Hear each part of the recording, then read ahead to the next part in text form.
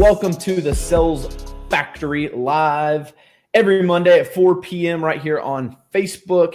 You can catch it over on the YouTube channel, post-production, and listen to it on your favorite podcast station, maybe over on iTunes or Stitcher or SoundCloud. We're everywhere that you can get your earbuds rocking. Pretty excited to have my man Tom with me today on the Sales Factory. We're going to talk a little bit about his story, his biggest breakthrough that he had, kind of get into a little bit of his passion, his why, and what he does. This guy speaks all over the place. So we actually reached out to him, I think it was a couple months ago even, and they're like, look, man, this guy is he's on the road. He's speaking at a lot of different conferences and seminars. So we had to book it out for, but I'm really excited. As you guys know, as my audience, I'm a public speaker as well. So I'm very passionate. I look up to these guys that have been in the game for a while. And I know there's certainly a lot of things that I'm going to learn from Tom today. So without further ado, bring Tom on. Tom, welcome to the Sales Factory, my man.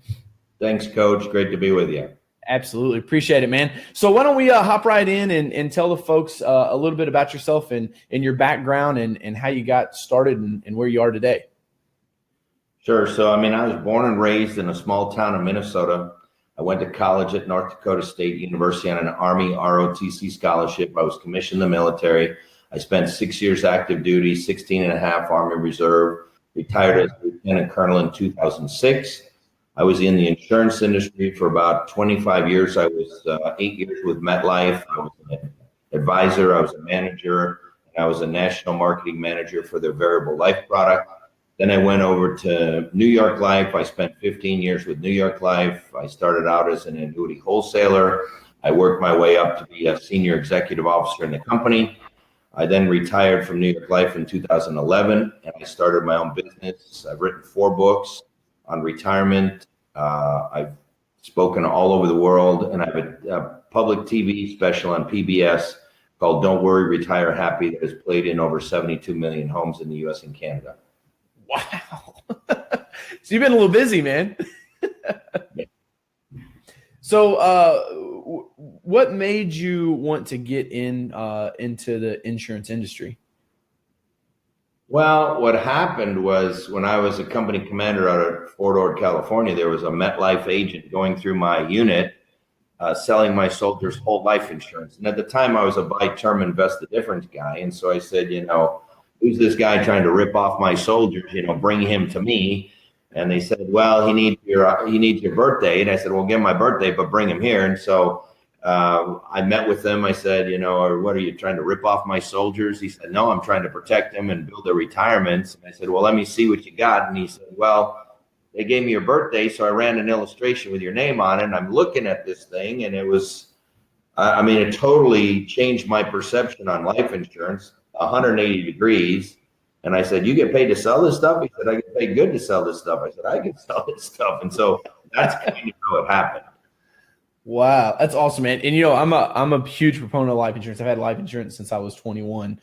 Very fortunate that my insurance agent that I had cared enough to sit down and have that talk with me and really explain it out, because I think a lot of people do have that, it's just a scam or it's not worth it. But I actually have whole life policies myself, and one of our my ad tech company, Carroll Media, we work with State Farm agents a lot, and Justin Cook is one of our good clients, and he is just always cranking out the life insurance because he tells people it's one of those things that you don't realize you need it until you need it, and it's one of the best ways to protect yourself. Is one of your books? Do you talk more about using life insurance for like retirement planning and into term planning, or what's your books? Tell us a little bit more about those.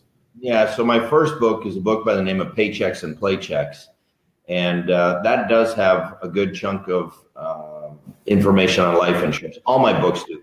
My second book was Retirement Income Masters, Secrets of the Pros. That's got a lot of life insurance ideas in there as well. And then I did Paychecks and Playchecks for Canadians. That was my third book. And then my fourth one was Don't Worry, Retire Happy, tied in with the PBS TV special. All 4 of them, really hit life insurance pretty hard because, I think people who don't like permanent life insurance, they don't understand it. They just think you're paying higher premiums for the same amount of coverage you get for term. And you and I know that's very not true, and that a good whole life policy is a great bond substitute. It's a great wealth building tool. You're not going to get rich overnight, but it's like a freight train that the longer that thing goes, the more and more you can't even stop it. It starts, pumping out so much cash. And so, yeah, I mean, the naysayers are the ones who really don't understand it. So, so it sounds like you and I probably have a common enemy then in Dave Ramsey. He's not a big fan of whole life insurance. Well, Dave Ramsey should not be talking about life insurance, annuities, or long-term care because he just makes himself look foolish. I'm all for about getting out of debt and cutting up your credit cards. I'm all for that. But he is clueless when it comes to life insurance, annuities, and long-term care. I mean, I can tell you that for sure. And that's my big thing is, from being a business owner, my audience knows my story, but I'll tell you, I come from nothing, man. My parents carried engine parts out of the house that I was born into, and after we moved out, they demoed the house. And knowing that, I started my first business with $300, like I had to use debt, had to use credit cards and leverage. And I really think Dave Ramsey for entrepreneurs, like that's my biggest, when a startup entrepreneur comes to me and is looking for help and, like, hey man, what do I do? And he's like, I've been listening to Dave Ramsey. I'm not supposed to take any debt. I'm like, listen, man, the business world doesn't necessarily work that way.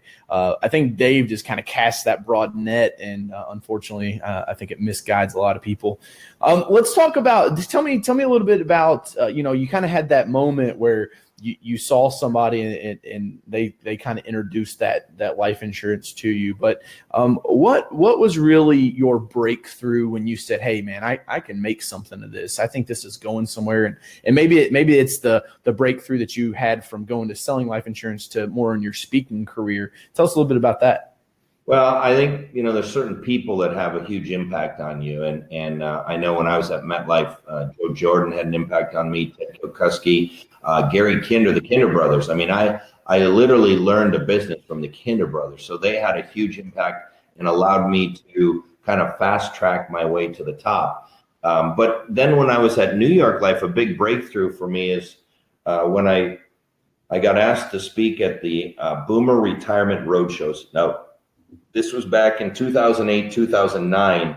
The market was literally crashing, and people didn't know what to do. I mean, Muhammad El-Arian calls his wife and says, "Get all the money out of the bank because ATMs aren't ever going to work again." I mean, he's one of the smartest guys in the world, and I mean, everybody was scared. And I came out with this message of guaranteed lifetime income, and you've got to cover your basic living expenses. Anyway, I delivered a very powerful message to these 5 roadshows around the country. And there were people there from MDRT, and they said, man, we got to get this guy at MDRT. And then I spoke at Top of the Table, which is their top shelf. I did that in 2009 in Kauai. And then they invited me to speak main platform at the MDRT meeting in 2010 in Vancouver. And so those things really launched me significantly into the speaking arena. And broader than New York Life, because I was speaking in front of all these different companies. And then when I went on my own in 2011, I already had built a bit of a brand. So I was able to immediately go out and make traction in the industry. And that's, I'll touch on something there. I always talk about building personal brand. And, with social media and stuff nowadays, it's so easy because you're right. I mean, 20 years ago, the only way you could really get notoriety is either to break through in some form of publication, either like on television, news stations, radio, something like that. But now, I mean, we literally have this device right here where you can hold it up and press record and you can be in front of thousands and thousands of people. So and you said sorry, I had to ask clarification. Did you say NBRT? No. MDRT, $1 Million Roundtable. That's $1 Million Roundtable. Okay, gotcha. Yeah, I spoke main platform at Top of the Table, and then at their $1 Million Roundtable annual meeting where they have thousands of people. Okay, very cool, man. Very cool. So that was kind of your change there. And so was it something that you were passionate about speaking, and that's why you pursued it, or was it just kind of something that folded in your lap, made sense money wise? Well, what happened is when I was at New York Life, I was kind of in charge of their retirement income push. They were the first company to really get into the retirement income and the guaranteed lifetime income products. And I think they still have about a 42% market share, which is was unheard of in the insurance industry. But I trained every single New York Life agent, every single New York Life manager, every single New York Life wholesaler. And I learned a lot of stuff there that nobody knew about, these mortality credits and longevity credits, and why longevity risk is not just a risk, it's a risk multiplier. So I learned a lot of stuff, and I was able to take that and put it into a book and put it into presentations and take it out to the industry. Nice. Very cool, man. And so would you say that your true passion is speaking, or what? I mean, what are you passionate about? What makes you wake up in the morning? Well, I mean, I'm trying to help 78 million baby boomers not run out of money, and a whole bunch of them will run out of money if they don't get the message. So, they think that, if they have a 60-40 portfolio in retirement, they're going to be fine. And I got to tell them, you're not going to be fine. You're going to be dead broke with a 60-40 portfolio in retirement. So they don't understand that the distribution phase is very different than the accumulation phase. And that's, it's not a bad place to be when you're kind of considered the retirement income guy when there's 78 million baby boomers who need retirement income. So that's kind of what I do. Nice. Yeah. My dad worked for the city of Indianapolis for 32 years, and took, his early retirement, but paid in and everything. And I always say that he bought the 1950s dream of like, get the job, buy the house, work really, really hard, and then you can just go retire to a beach. And, now he was telling me, hey man, I might move down to Louisville. He lives in Indianapolis still. He's like, I might move down to Louisville next year once my Social Security kicks in. And I'm like, well, how much money we really talking here, right? I'll be 30 in June, so I'm like the opposite end of the spectrum. How much money we really talking, man? Like, you worked for the city of Indianapolis for 30 years, like you got like pension, retirement, should be good, right? He's like, oh, with my retirement and Social Security after taxes, he's like, I'll be taking home around $2,400 a month. And I'm like, wait, what?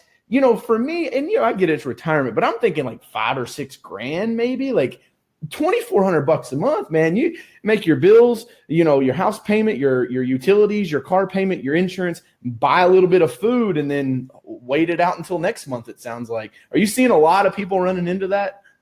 Oh, and he's probably way better off than many. So, wow. 40 or 50% of all people have saved zero money so far. I mean, how are you going to retire?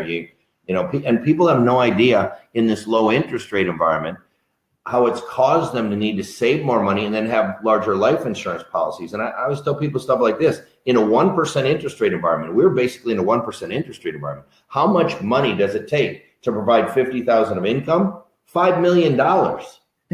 Even in a 5% interest rate, and we're not, but if you were in a 5%, it takes 1 million for every 50,000. So that means $1 million of life insurance for every 50,000, $1 million invested for every 50,000 in income and retirement. So people have no idea how much money they're going to need.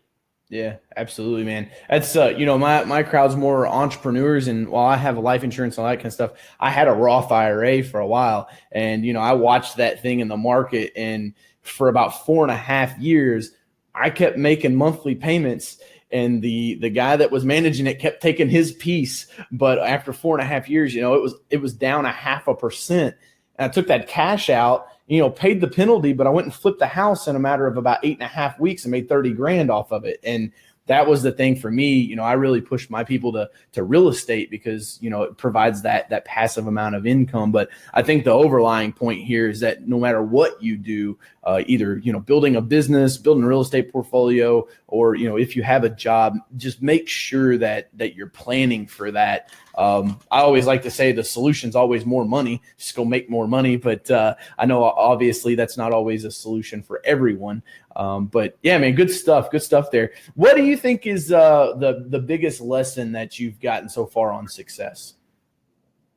Well, I try to be the hardest worker I know. I've always worked hard, and that's always done well by me. So, I mean, if you follow me on Facebook, you won't find anybody who travels more than me or works longer hours, I don't think. So, I mean, I just have a work ethic that has done me very well. And then if you have the right knowledge and you can communicate and present that, and if you can present it in written form in books and in an audio form with audiobooks and in DVDs. So I've got a whole product suite. I've got, presentation slides. I've got white papers. So I try to provide for financial advisors all the tools they're going to need with their clients. So first of all, I try to educate the financial advisors. Then I give them the tools that they can educate their clients, and it's been working out pretty well. Yeah, I was looking at your website before the call, and from a coach standpoint, it's so cool because there's tons of coaches out there, but everyone kind of has the successful ones that I've found. They kind of have their own niche that they go into, and so like you're in those financial advisors, and that's one thing that I don't think I've ever seen before looking at your website is the slide decks that you had put together. So are those for like the financial advisors to buy and then to have that to go through it with their clients? Is that what that's for? Yeah, I mean, I offer them the same slides I use to train them, the same slides that I do public seminars all over the world, so that they can buy the same slides with my script, my words. Now, I put in a lot of extra slides. You know why? Because everybody likes to do things a little different, and I know they don't want to do it exactly the way I do it, but I give them my exact deck, and then I give them a whole bunch of extra slides that they can go deeper into life insurance or annuities or long-term care or social security maximization or inflation protection or the risks in retirement. So I give them a whole bunch of extra slides because people like to build their own presentations. Right. Man, I think that's cool. I really don't think I've seen that anywhere else, and that's a huge benefit I can see to your clients as financial advisors. Let me ask you something. This is just from my own personal preference.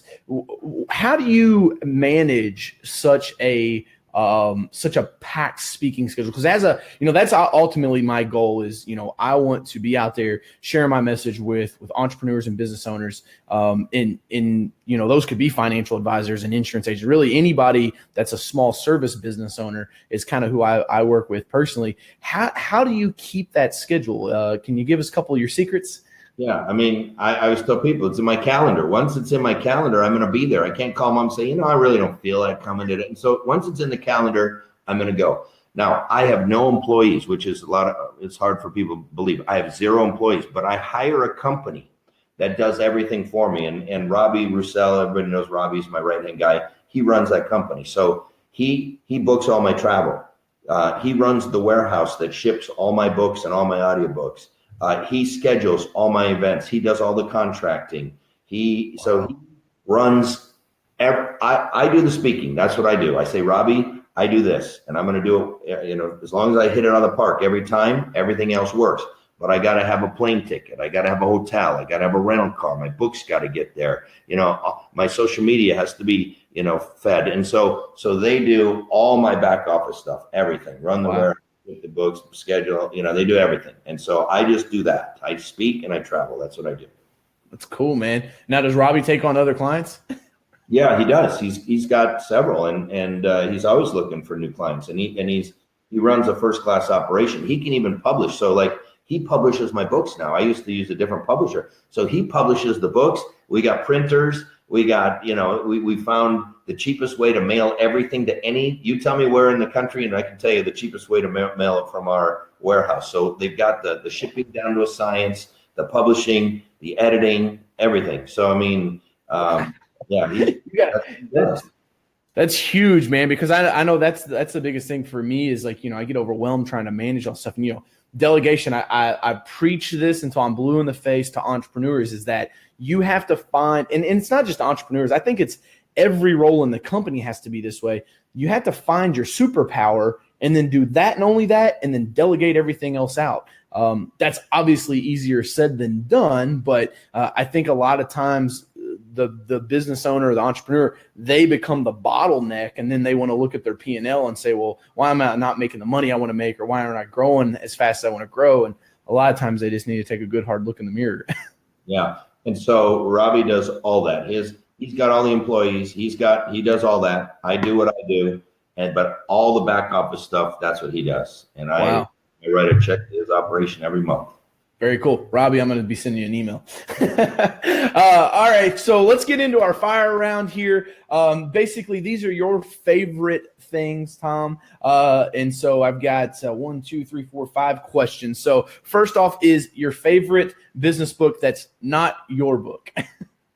Yeah. So, I mean, a book that had a huge impact on me was Think and Grow Rich. I mean, that really when I was very young in the business, it taught me to think different, and that you can become successful just by changing your mind, and that most people sabotage themselves by thinking negative, or I can't do this, or I can't. No, you can, but are you going to? And are you going to come up with a plan? And what are you going to do? And so Think and Grow Rich for sure had a big impact on me. And then there's been other, books in our industry. Some of the Ben Feldman and his son Marv Feldman have some great books, so for me, it was the Kinder Brothers videos and audios and listening to some of the top producers in this industry. I learned their words, their language, their stories that then became my words, my language, my stories, and they literally fast tracked me to the top. Look, I moved to Arizona. I didn't know one person in the whole state, and I'd never sold any insurance or anything like that. And I led my office in production every year. I qualified for the $1 Million Roundtable, which is the top 1%. I did that in my first year. Now, how do you do that if you don't know anything about nothing? It's because I listened and I learned. And those people fast tracked me to the top. And that's what I'm telling advisors. I can fast track them to the top. Why does the Army have me take apart and put together my weapon 4,000 times? I think I figured it out after 6 or 8 times. But after 6 or 8 times, you know it up here. After 4,000 times, you know it down here. So I'm a big believer in repetition, audiobooks, listening, learning, having a coach, whether you're a coach or who's a coach. Everybody needs a coach. Pros have coaches. Amateurs don't. That's what I was saying.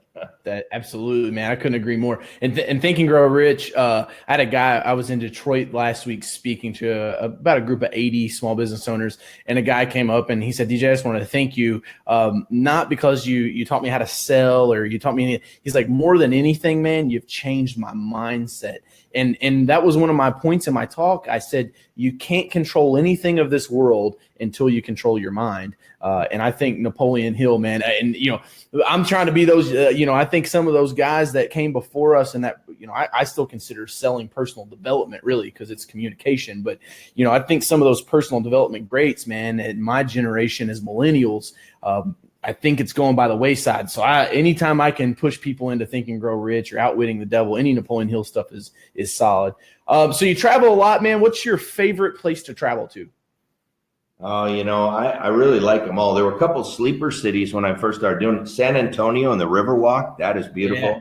Baltimore, the harbor on a sunny day. It doesn't get much better than that. I love Montana and Wyoming. So, I like to go skiing. So in the winter, I like to go in some of those places. We like the ocean and the beach. And then I like to play golf. And Scottsdale's not a bad place for that. So I hang out here a lot. Nice.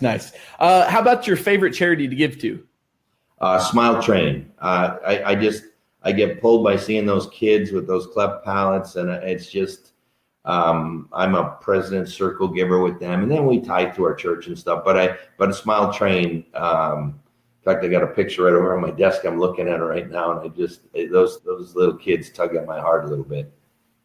It's cool, man. I think that, I've got 4 hashtags that I always talk about. It's dream more, be more, do more, and then give more. And the last one, give more, I think those are the 4 things that you have to do in my mind to really, truly be a successful entrepreneur. And, you can have this luxurious career, but I truly believe that the whole point of that, while we're so blessed as business owners, or if you're fortunate enough to make a lot of money in life, is that leave the place better than you found it. Our moms taught us that when we were little, and I think a lot of people forget that when they get out in the real world. So I always like to ask the charities. It's very cool. I'll tell Andy to put a link down in the YouTube video when we post this up on YouTube for that charity for you. So let's see. How old are you, Tom? I'm 56. 56. So my question is normally, where do you see yourself in 10 years? Do you think you'll be retired, or is this something that you'll just keep chugging away on, man, because you love speaking and traveling so much? When you're a speaker, I could cut my days down and I could just do this for, 20, 30 more years. And I'm not going to say I won't do that, but that's not where I see myself. I wrote the book, Don't Worry, Retire Happy. And I live what I talk, and I've got enough guaranteed income that anytime I want, I can go off into the sunset if I want to. It's just, we'll see. I got at least a couple more years in me. And I just, I lost one of my best friends this year. He was 56, died of a heart attack. And then I just had lunch yesterday with one of my bosses at MetLife, and he's got Parkinson's. He's had heart issues. He can't walk very good, and he got a chronic back problems. He's only in his 60s, and his retirement is nothing like what they planned. They planned this big retirement, and now, he can barely get around. And Wow. he won the golf championship at his golf course, several times. He can't even pick up a club. I mean, so I've watched this with some people close to me, and I've just said, do I really want to be one of these guys that works till they're 80 and then they drop dead, or do I want to get a few good years in of travel and do some things? So I really do think I'm going to retire and be happy, but we'll see. That's cool, man. Yeah, I know when you're a hustler, I love that. I can just feel that. I watched a couple of your videos. Your work ethic is really strong, and I've always said that's what's kept me going. And so lastly, let's talk about how can people reach you. Obviously, we'll link you up. I've got you tagged here in the Facebook post, so people can go find your page there. But any other ways? What's your website? Yeah, I mean, TomHegna.com is pretty easy to find if you Google my name. I've got YouTube videos. I'm on Amazon, but TomHegna.com, it's got all our products and our training and our coaching and everything.